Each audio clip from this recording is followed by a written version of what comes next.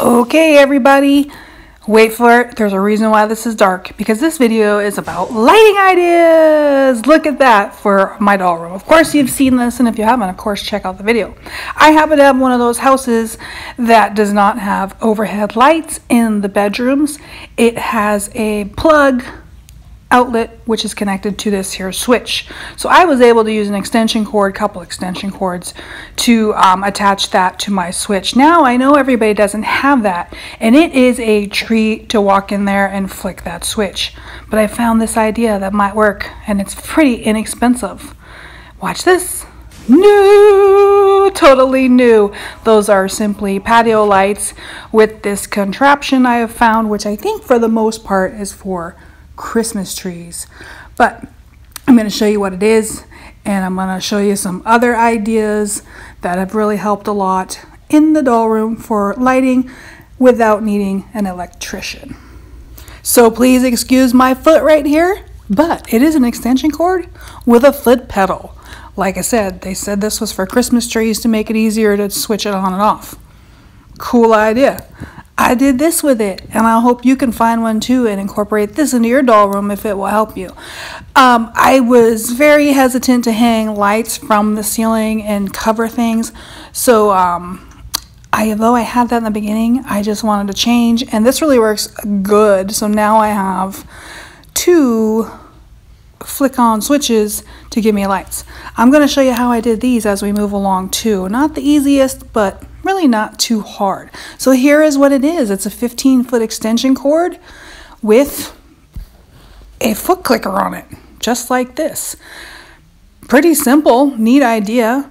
Quite a bit of length here with the 15-foot. It just is what it is, an extension cord with a foot pedal. And it gives you enough room, you can visualize there on the 15-foot to spread it out in your area and do it in such a way that you can put it where it's convenient, where you need to use your foot.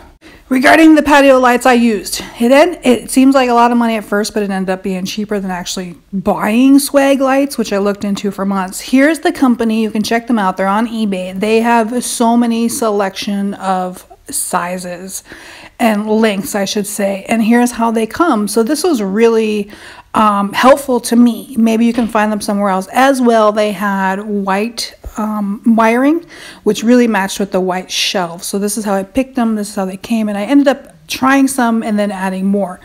One small downfall, but it's okay, is you cannot do multiple ends on that, if that makes any sense. Like if you plug the male into the female, you're not going to be able to start a new one. A second or third one, I mean. Next important thing, tape matters here. And I'm going to show you why. Okay, see how one is more opaque and one is really shiny and see-through? I like the see-through. I like it for presents. I like it for life. It's my favorite. So this is why. So I'm able to hide it. Here's how I put the lights up. So simple. I folded it as you just seen. That'll give me a tab, see, on the top here. So later, if I have to, I can pick it off easily, because we all know after tape, especially on the heat of the lights, the warmth that might stick hard, this will make it easier to get off. So I simply took a length without the light. I didn't have the lights in at the time, the bulbs, and I just taped it with the clear tape. If it was opaque, it doesn't hold so good. So I like this shiny tape. I really think it makes a huge difference. As well as buying new, it was really handy that there was no bulbs in it. That would have made it harder.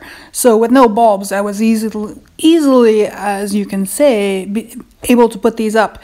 Now, I did have to move a lot of stuff. I thought it would be fun to show you the mess I had to make and move everything so I could get the ladder around and really work those shelves up. Worth the effort, though. Totally worth the effort. So again, we'll just recap, and I'll show you this now. Walking in this room, I can flick on the switch for the doll house and then flick on the foot pedal for all the rest of the lighting. The lighting is a little bit kind of orange. I think they called it, what did they call it? Light, I forget. But there's a cool one, there's a light one. It gives a weird hue into the room, which is really kind of stunk for videos I've done in the room compared to before. But in terms of enjoying the room, it's really, really, really wonderfully nice. So once again, there's my little foot pedal. Clicky, clicky, clicky, clicky. I really hope this helps somebody with any collection, actually, that's on shelves that are white. super handy dandy. I think there is black wiring out there, but that's a little harder to find. So let's just go over some of the other ideas I've used in the dollhouse all in one video. The black light that we have in our roller maze room. That one I do have on a separate plug onto its own, where you have to stick your hand in there to turn it on and off. That's simply because it has a buzzing sound, and it's really quite annoying. So as much as I would love this to turn on automatically, I gotta stick my finger in there and use the on-off switch.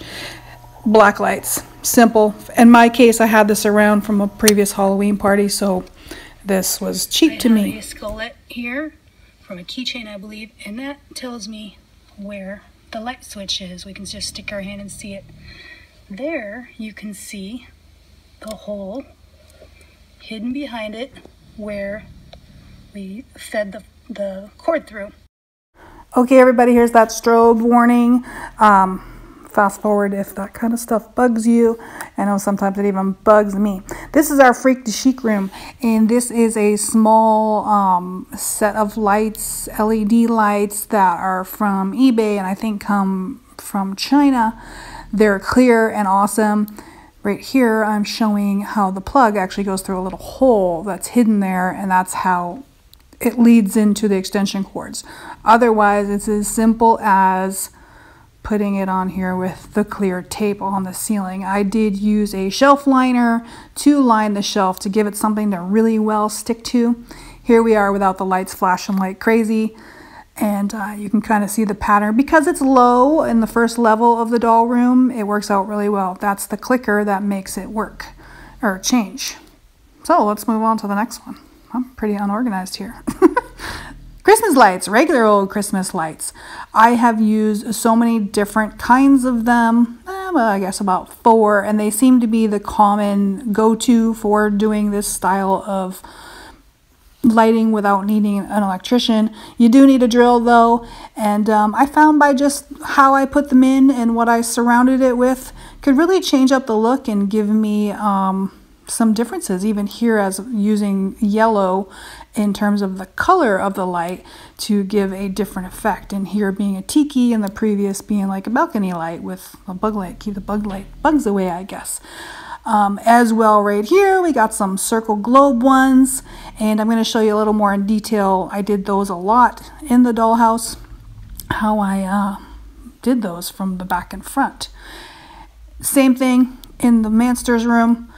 And then down in here, it's just, again, if you take notice on the little design I put around the hole, which is what really made them all kind of appear different, even though they're really the same. Those are really light. They don't light it up to play without light, but they do help you when you're looking in. So let's pretend that this piece of cardboard is wood, and this is a back panel that you just seen in some of the doll rooms. I wanted to show you wood. I just don't happen to have a piece of the paneling. Here is the lights, Christmas lights. These are LED. They have a good size bulb here. You can see a globe style. These burned out, so they're kind of sitting here in my pile of what I can pick later, and actually came in handy for showing you. You got to watch some of the LEDs. I suggest opening them in the store to see if they come off. This one has a little clip, so I knew it came off. Some, like in the Boo York, they don't come off and they don't interchange. So the fact that this can open was hugely important to make this happen. Here, I got a drill bit. I did have to buy this drill bit for this particular job. Again, worth it.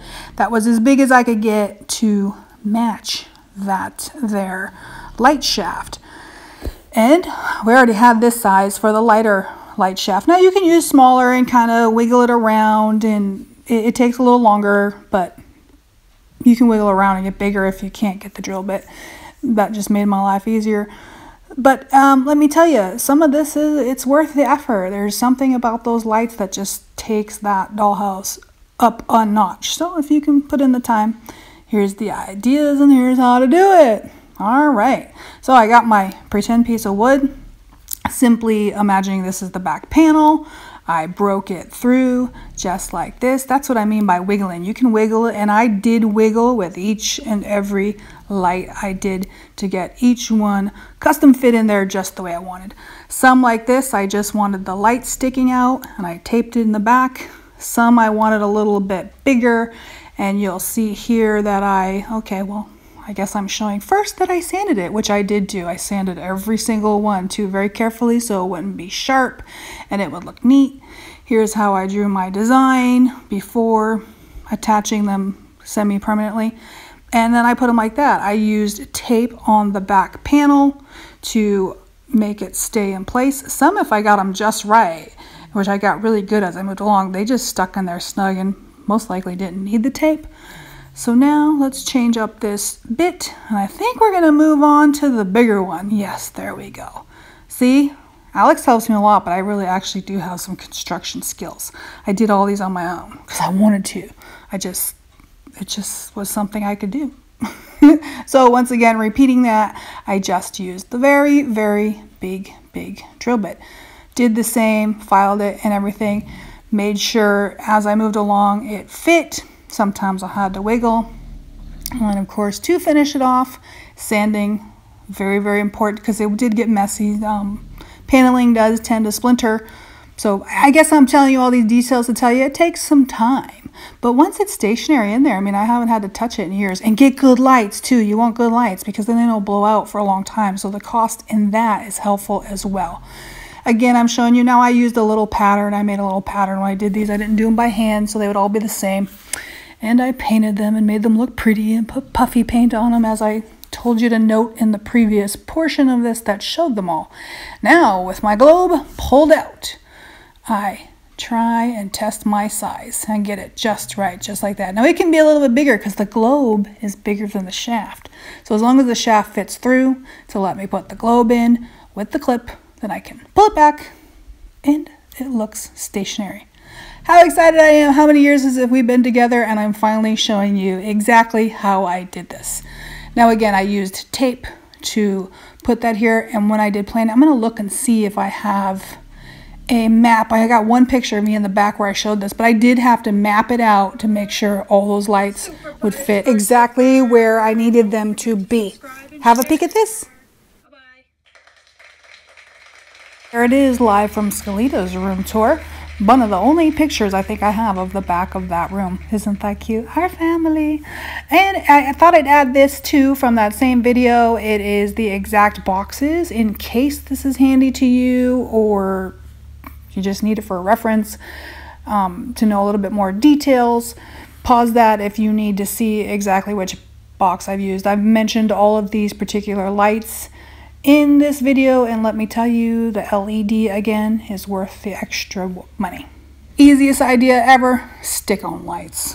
These particular ones happen to be very handy for tilting and angling the light directly. They are not my favorite in the whole wide world because of course they use batteries and you got to click each one individually. But in this case of the doll clothes heaven, it's perfect for one per room, and they tend to have a lot of, they stick out a lot. Those can, you know, not always work out too well. I did put one here in the beach, but more so to add a little feeling of the patio lights in scale. I have these scrapbook ones that are clear and don't light up, but I wound them around this little battery powered mini Christmas light thing.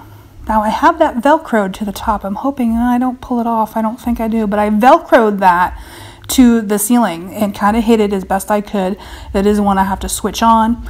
Like I said, in the other one, not a ton of light, but something that when I'm sitting there playing, yes, with my adult self, I just look around and feel like I'm truly more at the beach. Simple, not necessary, but I'm glad I spent the time doing it because it just looks cool. Right, downright cool. And that's that.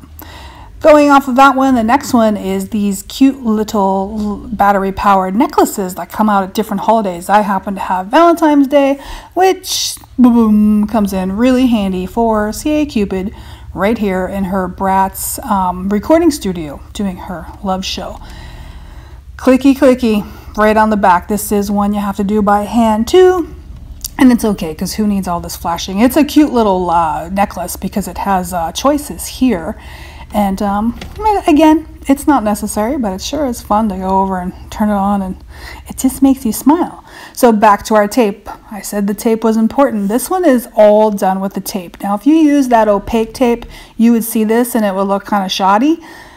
You can see here quite wonderfully that clear tape. And by the way, you can get it at the dollar store for, I think it's 2 for $1 is where I usually find it, and I buy a whole bunch. I just taped it, and I made sure this was in a place, the switch on and off was in a place that I can turn it on and off easy in the back, hidden. I mean, that's kind of the most important part of most of these, is just making it hidden and also easy to access. So there's a necklace that works out pretty good too. And so ends all the ideas I've used for easy and effective lighting in my doll room. I hope it's been handy for you. Let me know if any of these work for you, or if it was just interesting. You know. Okay, I'm glad I got this done. See you next time.